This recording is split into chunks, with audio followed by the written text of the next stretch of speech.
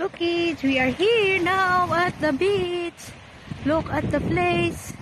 There, over there, it's like having a castle. You see? There is a nice beach over here. Macau Beach.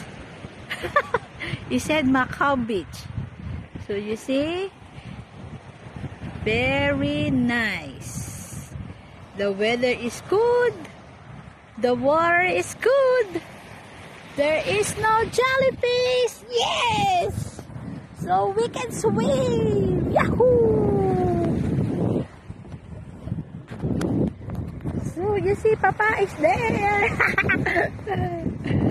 So we can swim. Yes!